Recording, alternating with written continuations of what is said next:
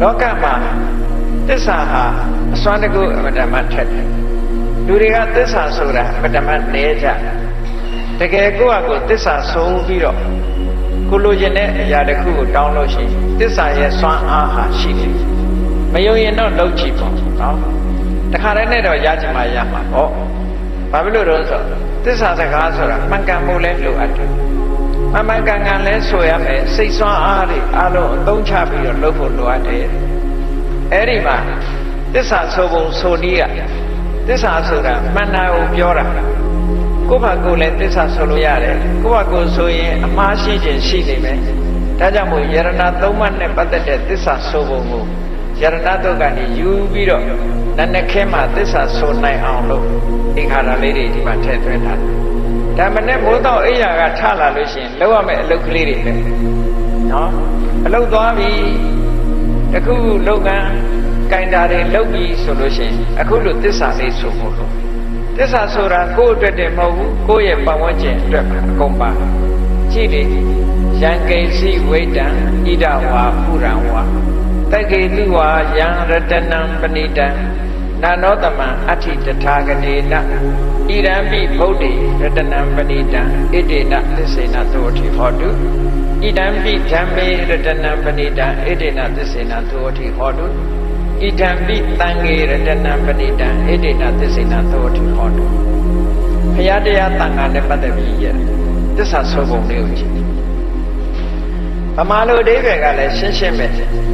ယံကိဉ္စီဝိတံဣဒဝါပုရံဝါတက္ကေတုဝါယံရတနံပဏိတံဒီလိုဆိုလို့အဲ့တော့ယံကိဉ္စီဝိတံလောကမှာနှစ်သက်စရာကောင်းလာတဲ့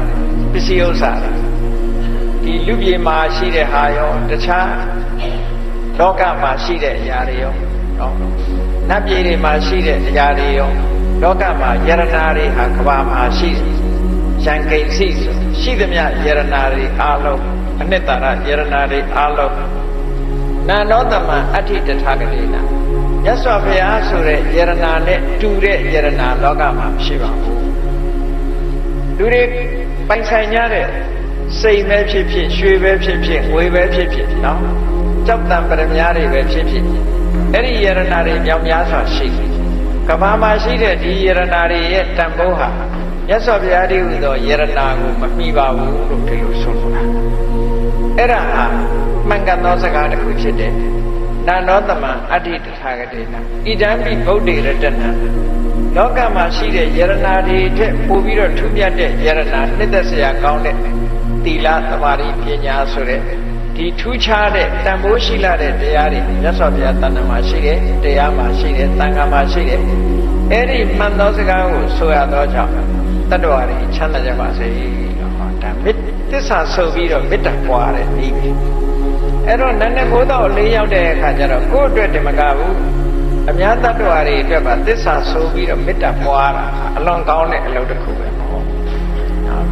အဲ့တော့အလွန်ကောင်းတဲ့တစ်ခုကမှန်မှန်ကန်ကန်လုပ်သွားမယ်ဆိုလို့ရှိရင်ကောင်းကျိုးချမ်းသာတွေရမှာဒါနတ်နဲ့ပိုင်းမှာဒီလိုလုပ်ဖို့အတွက်ရှေးဆရာတော်ကြီးတွေက